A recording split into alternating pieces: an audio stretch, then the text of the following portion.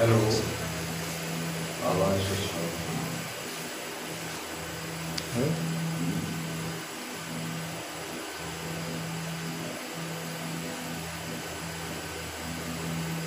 Hello, नमस्कार सभी लोगों को।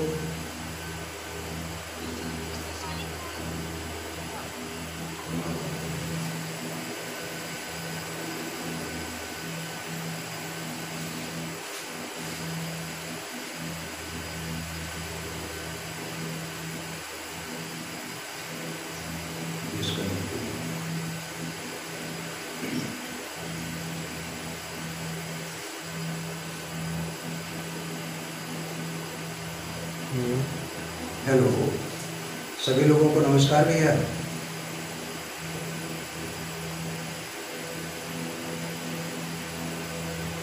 Good morning, good morning.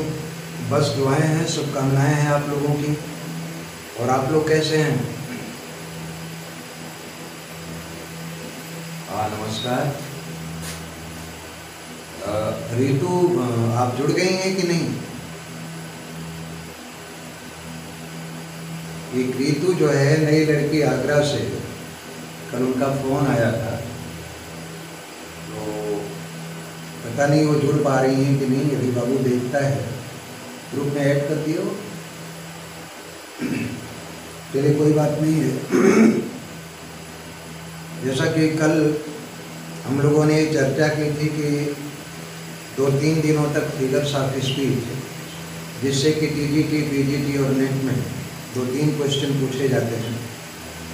तो कल मैंने ये भी बताया था कि 120 फिगर्स ऑफ स्पीच की चर्चा नहीं होगी। जो इम्पॉर्टेंट हैं कुल 37 और 40, तो इन्हीं की चर्चा होगी। हम लोग थोड़ा फिगर्स ऑफ स्पीच को क्या कहते हैं आप लोग सभी लोग, हिंदी में आप इसको क्या कहते हो? अलंकार। बोलते भी रहें।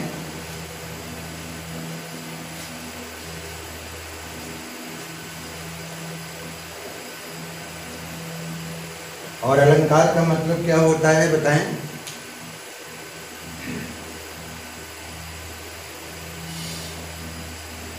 हाँ जी,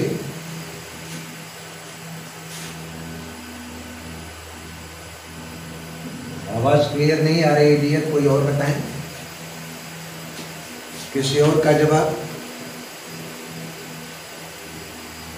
वैसे कहते हैं कि अलंकरोति इति अलंकारः, जो अलंकृत कर दे, जो चमत्कृत कर दे किसी भी कथन को, जो आकर्षण से भर दे, अलंकार से भर दे, सजावट पूर्ण भाषा बना दे, उसी को अलंकार कहते हैं।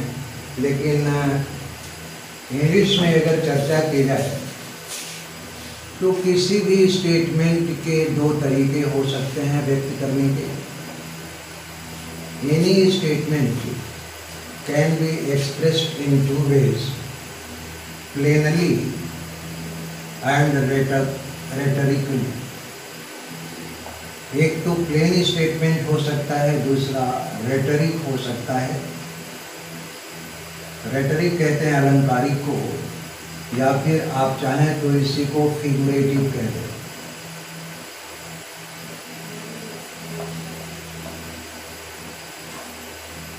रेटरिक एक्सप्रेशन या फिगरेटिव एक्सप्रेशन, वास्तव में अगर फिगर ऑफ स्पीच देखा जाए तो फिगर का मतलब होता है आकार, और स्पीच कहते हैं वक्तव्य को, स्टेटमेंट को, भाषण को या कथन को।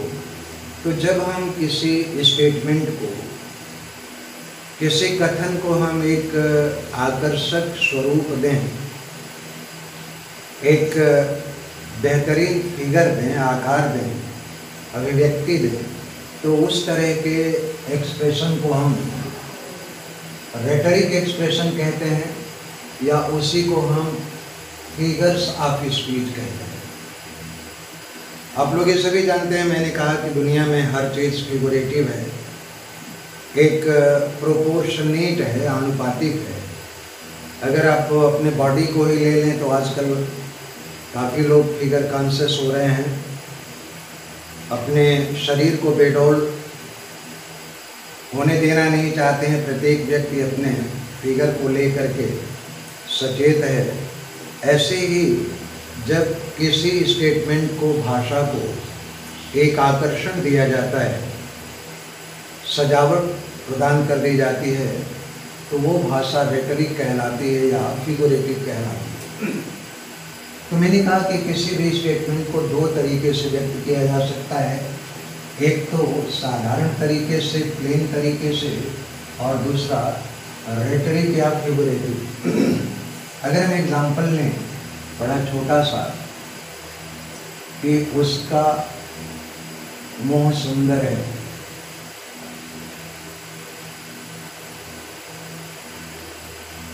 हमने सीधे सीधे ये लिख दिया, मुख की सुंदरता, बड़े ही प्लेन अंदाज में उसका मुंह सुंदर है। लेकिन अगर इसी कथन को हम थोड़ा अलंकारिक तरीके से व्यक्त करें, एक आकर्षण दें इसको, तो हम ये कह सकते हैं कि मुख मयंक सम, मुख मयंक सम मंजु मनोहर।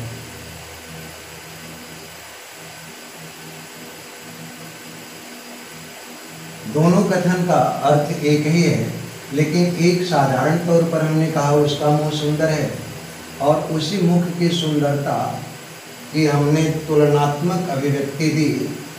उसका मुंह कैसा है? मयंक कहते हैं चाँद को, सम का मतलब समान, मंजु का मतलब आकर्षक, और मनोहर का मतलब होता है मन को हर लेने वाला। तो दोनों स्टेटमेंट की अगर अर्थ की बात की जाए तो बिल्कुल समान अर्थ हैं, लेकिन एक की अभिव्यक्ति बिल्कुल प्लेन है, साधारण है, और दूसरे की अभिव्यक्ति जो है वो फिगुरेटिव है, प्लेन एक्सप्रेशन है, और दूसरे की फिगुरेटिव, अलंकारिक है।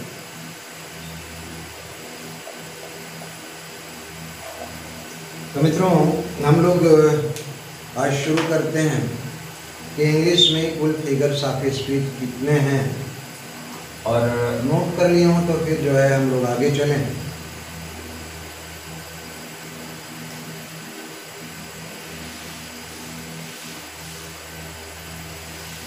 आप लोग परिचित ही होंगे 10-12 फिगर्स ऑफ स्पीच को, जो आपको एकेडमिक लेवल पर पढ़ाए जाते हैं। तो चलिए उसी की चर्चा करते हैं। पहला फिगर्स ऑफ स्पीच है बेस्ड ऑन सिमिलैरिटी पर, यानी कि सिमिली।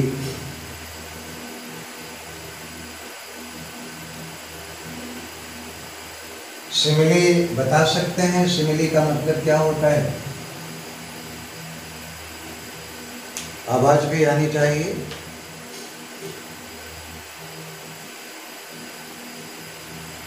सिमिली का मतलब क्या होता है मित्रों?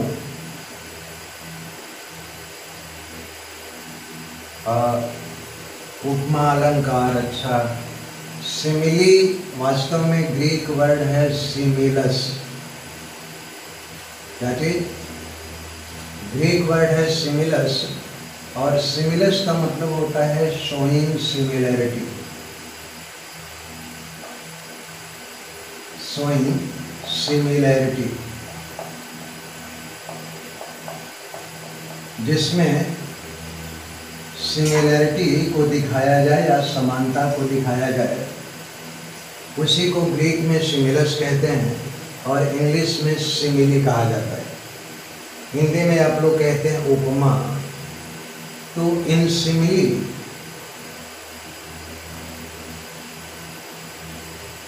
The comparison is meet.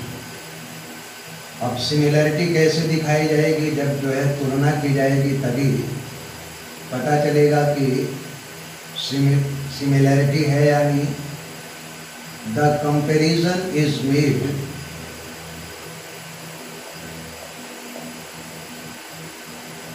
Between two objects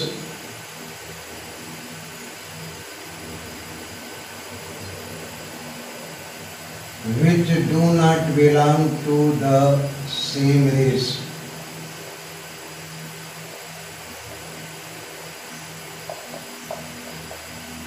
which do not belong to the same race।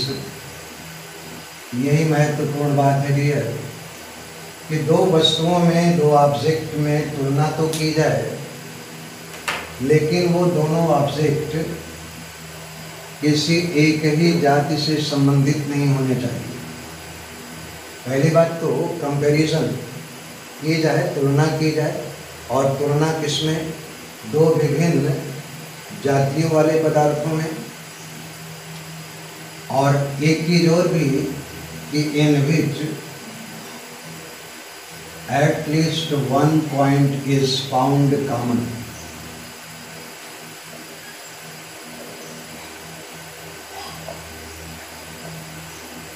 One point is found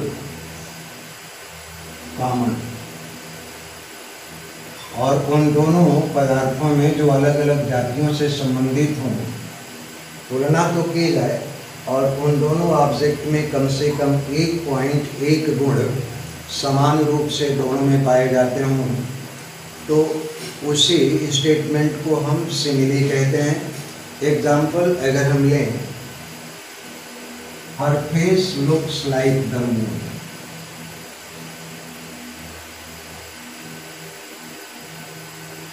looks like the moon.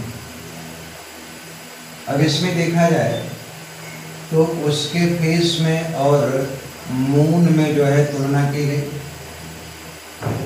और ये दोनों चीज़ें जो हैं वो अलग अलग जातियों से संबंधित हैं। जहाँ तक हर फेस की बात की जाए तो ये ह्यूमन बीइंग है, मानव जाति से संबंधित है, और द मून सेलेशियल बॉडी।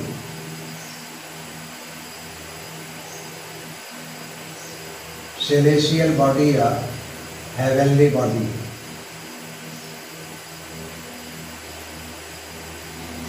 ये आकाशीय पिंड है चांद, और हर फेस ये क्या है? मानव जाति से संबंधित है।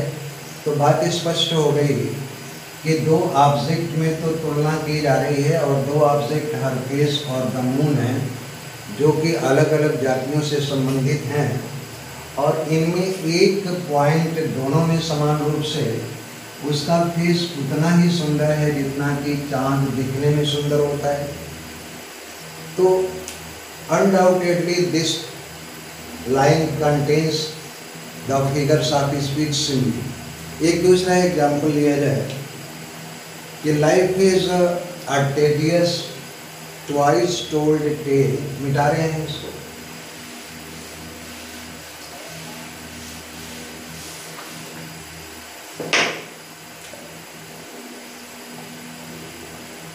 Life is a tedious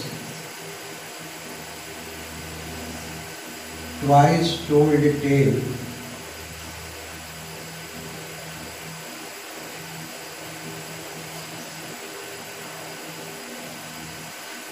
Life is a tedious twice told tale,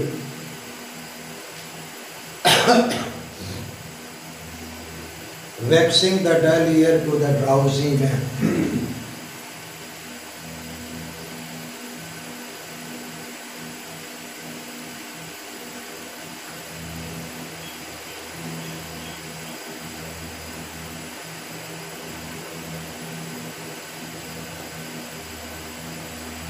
इसमें देखा जाए तो life twice told tale. Life ये अलग ऑब्जेक्ट है और टेल जो है अलग ऑब्जेक्ट है। तो life is a tedious. Tedious का मतलब उबाल देने वाली। टेडियस की स्पेलिंग थोड़ी सी गलत हो गई। टेडियस का मतलब होता है श्रम साध्य, या जिसमें मेहनत लगती हो। जिंदगी क्या है? ये एक दो बार कही हुई कहानी है। यानी जिंदगी नीरस है, इंसिपिड है, अनअट्रैक्टिव है। कैसे अनअट्रैक्टिव है? जैसे किसी कहानी को दो बार कह दिया जाए। कहानी अगर एक बार सुनी जाती है तो अच्छी लगती है, लेकिन जब उसकी पुनरावृत्ति होती है, उसको दोहराया जाता है, तो दोबारा सुनने में अच्छी नहीं लगती है। वैसे ही it vexing the dull ears to a drowsy man.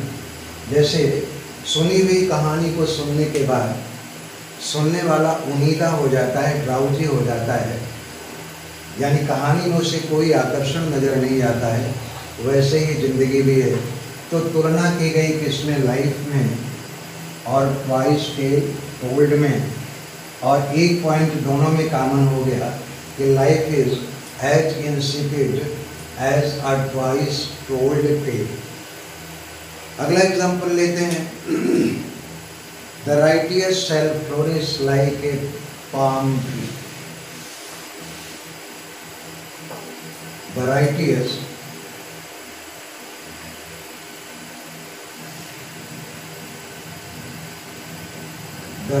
shall flourish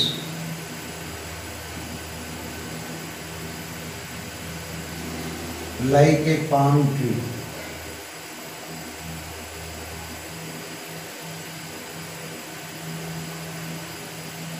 इसमें आप लोग बता सकते हैं कि तुलना किसमें की गई है?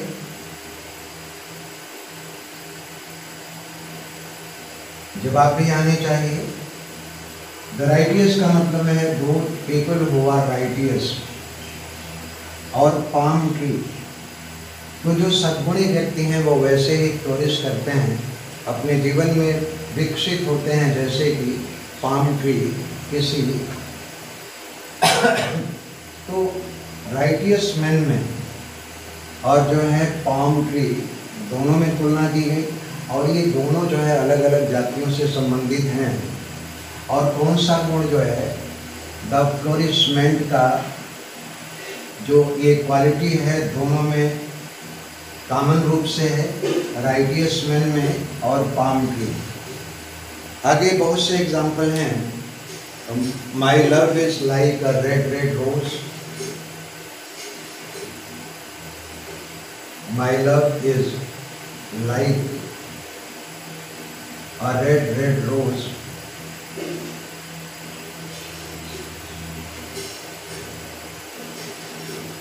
अब इसमें हाँ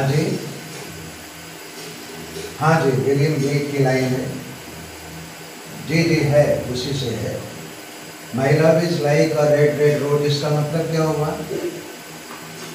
यहाँ पर लव जो है एब्स्ट्रैक्ट नोशन नहीं है, यहाँ बेलव्ड है। लव का मतलब क्या? बेलव्ड, राइट। तो बेलव्ड में और रेड रोज में तुलना की गई, और कॉमन पॉइंट दोनों में मिल रहा है, अट्रैक्शन का, आकर्षण का या ब्यूटी का। तो इतने एग्जाम्पल जो है सफिशिएंट है मैं समझता हूँ। बाकी और जो है वो आपके टेस्ट में क्लियर होंगे। इसमें एक विशेष बात जो है, इसमें एक विशेष बात ये नोट कीजिएगा कि simile is introduced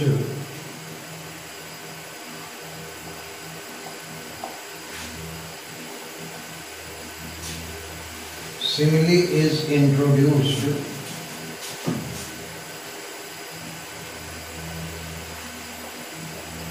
by the words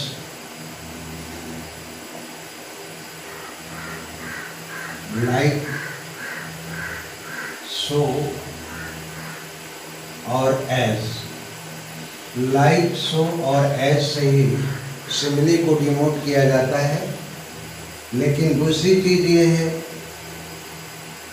if the comparison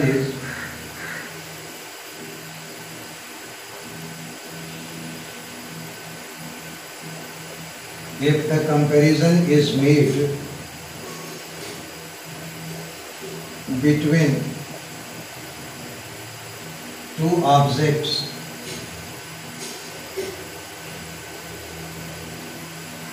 belonging to the same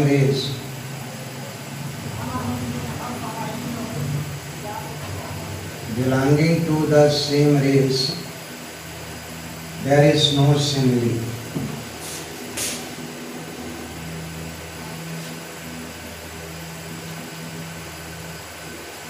अगर तुलना एक ही जात से संबंधित वस्तुओं या व्यक्तियों में की जाए तो उसमें कोई सिमिली नहीं होती है, केवल प्योर कंपैरिजन होता है। अगर एग्जांपल लें कि शी इज एज कनिंग,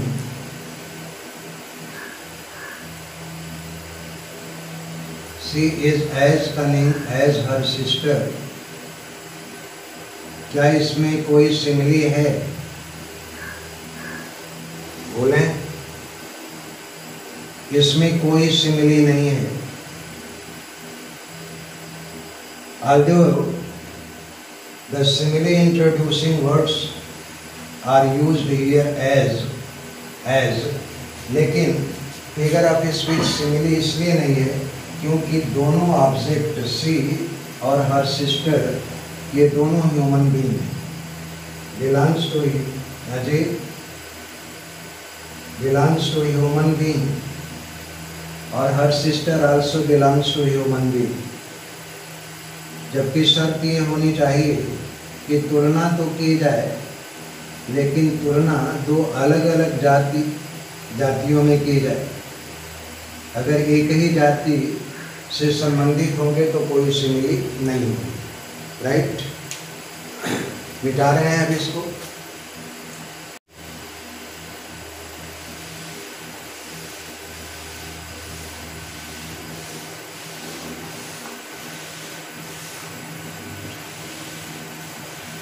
चलिए नेक्स्ट फिगर ऑफ स्पीच लेते हैं, मेटाफर।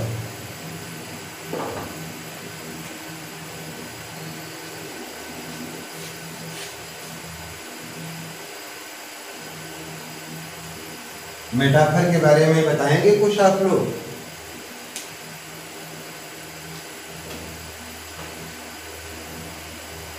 हाँ जी, उपमा अलंकार तो भी आपने सिमिली को भी बताया था। रूपक का मतलब क्या होता है, ये भी बताइए। रूपक का मतलब क्या होता है? चलिए, मेटाफर वास्तव में ग्रीक वर्ड है डियर, मेटाफोरिया।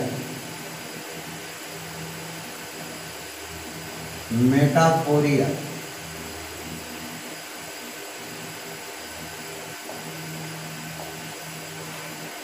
मेटाफर को ग्रीक में क्या कहते हैं? मेटाफोरिया। और मेटा का मतलब आप जानते ही होंगे क्या? बियॉन्ड। और फोरिया कहते हैं कंपैरिजन। बात बिल्कुल स्पष्ट हो गई। लिटरली अगर देखा जाए तो बियॉन्ड कंपैरिजन यानी जिसमें कोई तुलना नहीं की जाए या तुलना से परे हो। तो ये कह सकते हैं कि in metaphor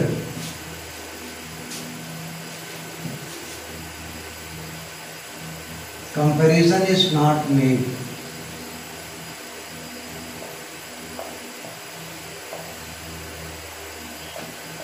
comparison is not made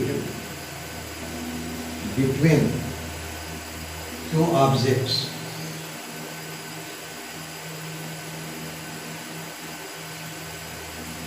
सिमिले में तो कंपैरिजन की जाती है, लेकिन मेटाफर में क्योंकि ये मेटाफोरिया है, इसमें कंपैरिजन की ही नहीं जाती है between two objects. Both objects are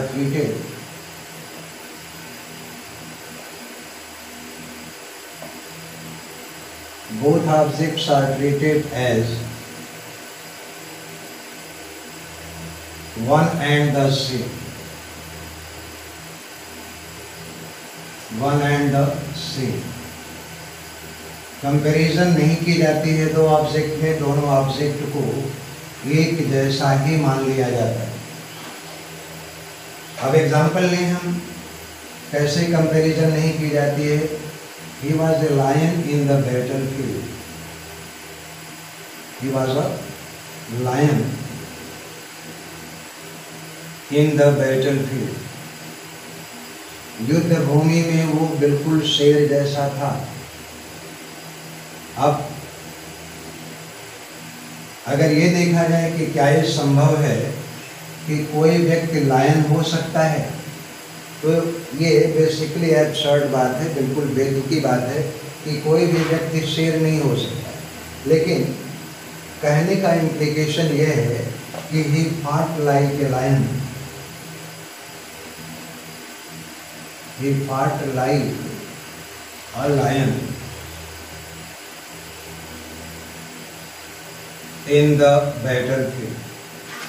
कि वह युद्ध भूमि में वैसे ही बहादुरी से लड़ा जैसे कि कोई शेर लड़ता हो। इसको हमने कंपैक्ट कर दिया थोड़ा सा, क्या ही फाट लाइक लाइन। तो जब इसमें क्या किया गया कि इसमें तो जो है तुलना कर दी गई ही और लायन में, लेकिन तुलना दिखाने वाले शब्द लाइक को जो है हमने मेटाफर में निकाल दिया।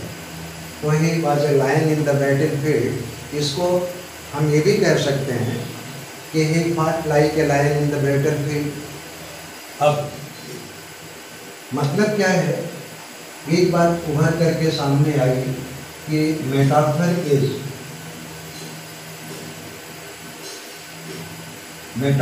Is an implied simile. Implied का मतलब होता है आशय युक्त, इम्प्लाइड सिमिली। मेटाफर का आशय ही क्या होता है, इम्प्लीकेशन ही क्या होता है, सिमिली जैसा होता है। या ये भी कह सकते हैं कि metaphor is compacted simile. Metaphor is compacted. कितना है? 2 मिनट। तो 2 मिनट मित्रों और बचे हैं, फिर जुड़ लेते हैं। कंपैक्टेड सिमिली मतलब है, कंपैक्टेड का मतलब होता है बिल्कुल संगठित कर देना। नोट कर लिया हूं तो फिर मिटा करके आगे बढ़ा जाए।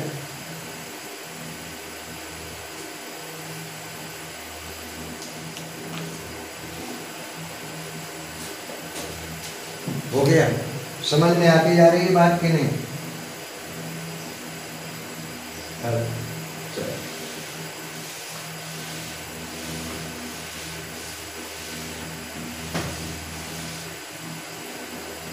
अब एक निष्कर्ष पर हम लोग ये पहुंचे कि every simile can be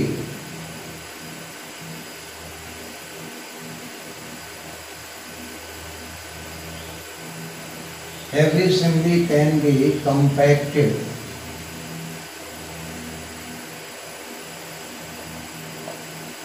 into metaphor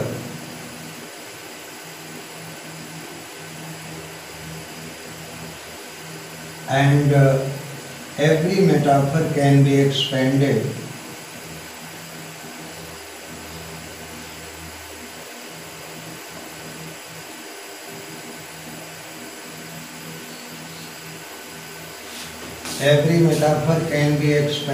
हाँ मित्रों, एक बार फिर से जोड़ लेते हैं हम लोग।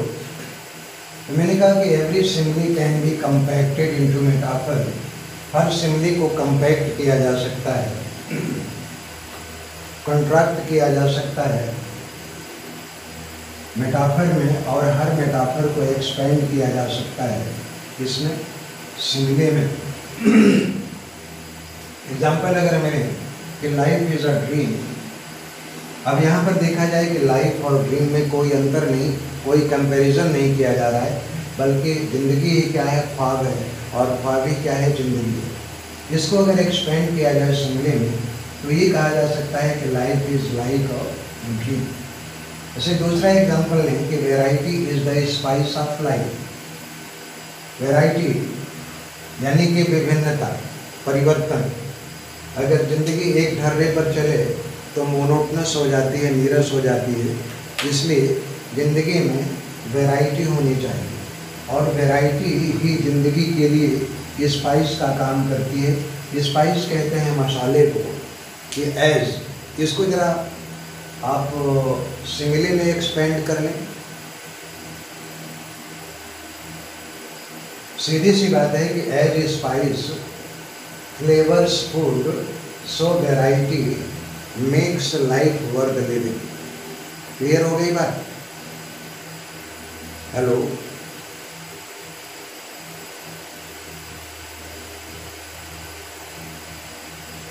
बात स्पष्ट हो गई? चलिए आगे चलते हैं हम लोग।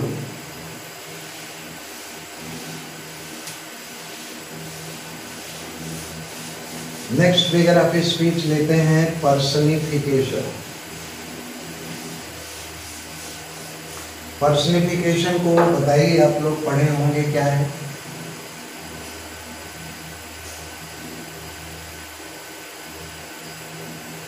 बहुत रटे हुए हैं आप लोग। पर्सनिफिकेशन को अगर स्प्लिट किया जाए तो ये दो वर्ड से आता है, पर्सोना और identification.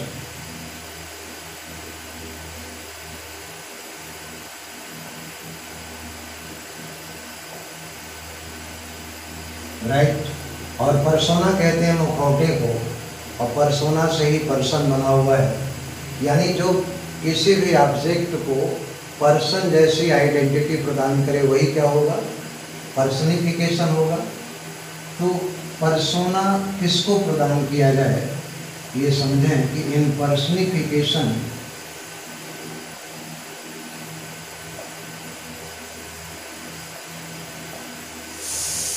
N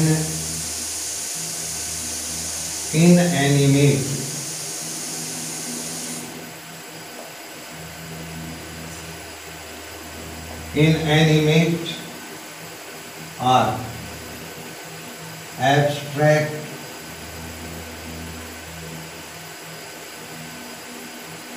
ideas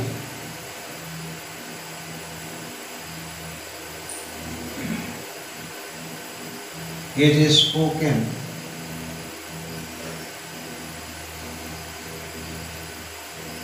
as person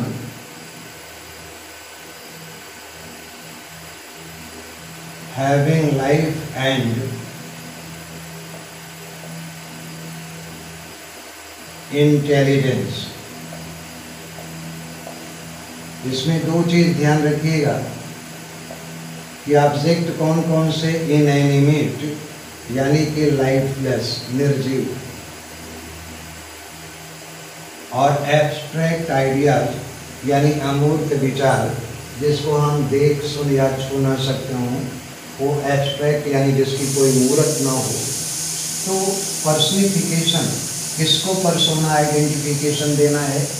inanimate object को, निर्जीव पदार्थ को, या फिर किसी अमूर्त विचार को इस रूप में व्यक्त किया जाए या कहा जाए कि जैसे कि वो कोई पर्सन हो जिसमें जीवन हो और इंटेलिजेंस हो, उसी को हम पर्सनिफिकेशन फिगर ऑफ स्पीच कहते हैं। कैसे? फिर से सुन लें कि पर्सनिफिकेशन वो फिगर्स ऑफ स्पीच होता है जिसमें किसी निर्जीव पदार्थ को या किसी अमूर्त विचार को इस रूप में व्यक्त किया जाए कि मानो उसमें जीवन हो और बुद्धिमत्ता हो। एग्जाम्पल लिया जाए कि the moon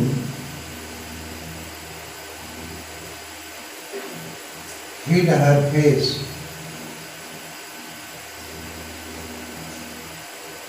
the moon hid her face behind the wheel of clouds।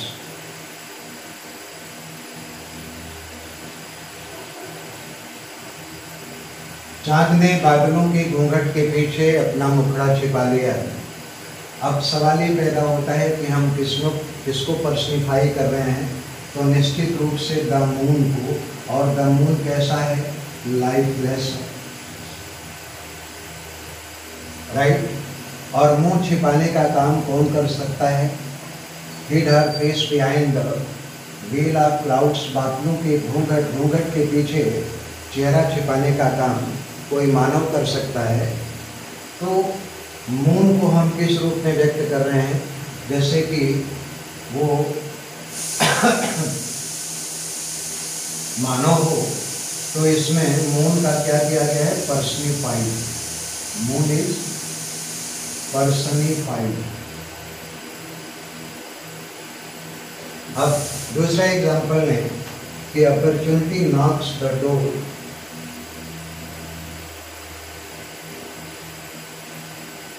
Opportunity knocks the door but once।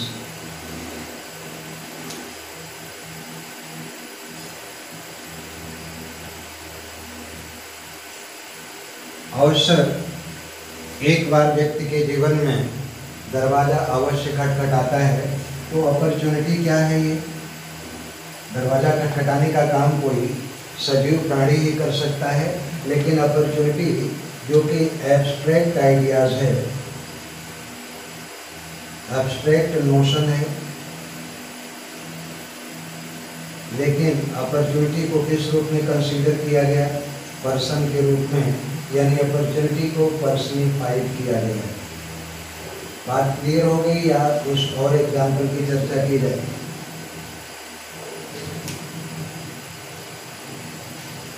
बोलें, आगे बढ़ें। चलिए,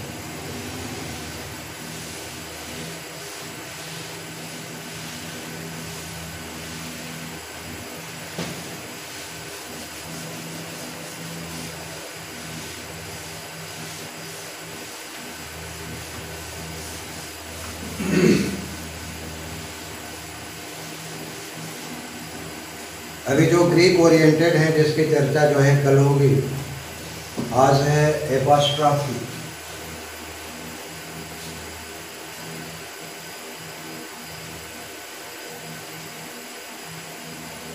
ये सारे एग्जाम फिगर्स ऑफ स्पीच आप लोग पढ़ चुके होंगे। एपोस्ट्रॉफी भी ग्रीक वर्ड है, एपोस्ट्रेफिया।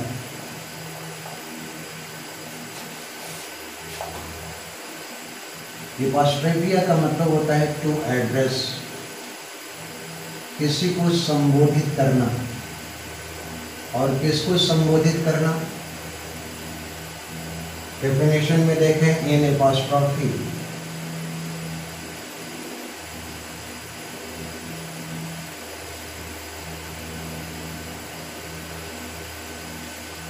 an abstract notion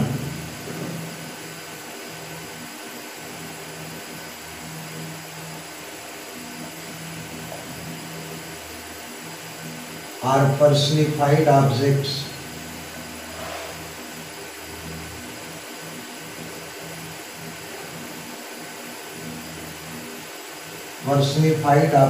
are, इसमें एब्स्ट्रैक्ट नोशन डेड भी कह सकते हैं आप, डेड या मृतक। Personified objects are addressed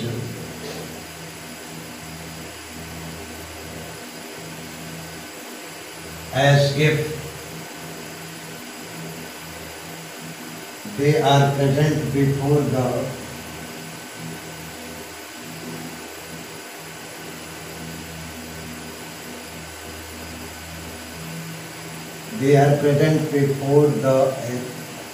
speaker। किसी अमूर्त विचार को, डेड या फिर किसी पर्सनिफाइड ऑब्जेक्ट्स को इस रूप में संबोधित किया जाए कि मानो वो बोलने वाले के सामने उपस्थित हों। एग्जाम्पल में कि Milton Thou shouldst be present, Wordsworth का सनेट है, पहली line.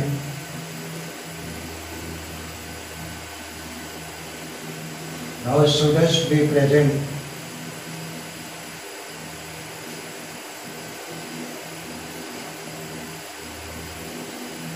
at this hour। Milton, इस वक्त तुम्हें अवश्य उपस्थित होना चाहिए।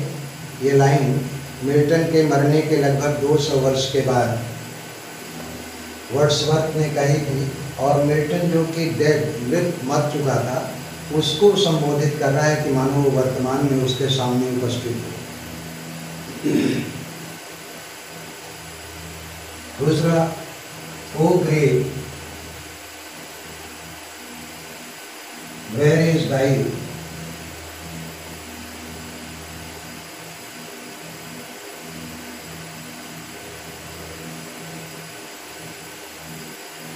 victory, where is thy victory। कब ये तो बता कि तुम्हारे जीत की कहानियां कहीं कहाँ गई। तो ग्रेव जो है ये डेड ऑब्जेक्ट्स है, और ये पर्सनिफाई भी किया गया है, ग्रेव का मानवीकरण किया गया है, क्योंकि अपनी जीत की गाथा कहने वाला कोई व्यक्ति ही हो सकता है जबकि डेथ क्या है, ग्रेव क्या है, कब्र, जो कि मृत है, लेकिन इसको संबोधित किया जा रहा है। अगला है कि ओ judgement,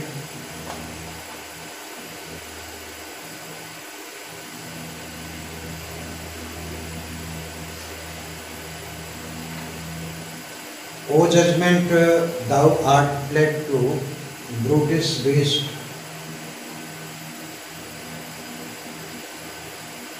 thou art fled to brutish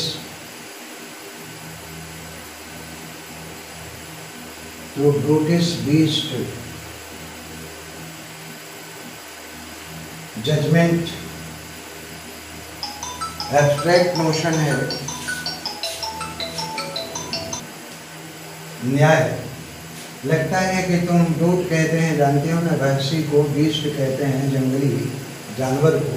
लगता है कि अब न्याय कहाँ चला गया है, ब्रूटिश बीस्ट के बीच में चला गया है, सभ्य मानव समाज में। अब जजमेंट नाम की चीज़ कोई नहीं रह गई है, तो जजमेंट को डायरेक्ट एड्रेस किया जा रहा है, इसलिए इसमें क्या है, एपॉस्ट्रोफी है। तो डियर, बाकी और जो फिगर्स ऑफ स्पीच हैं, मैंने कहा कि आज कल परसों में हम लोग 40 फिगर्स ऑफ स्पीच की चर्चा कर लेंगे। आज इतना ही, धन्यवाद।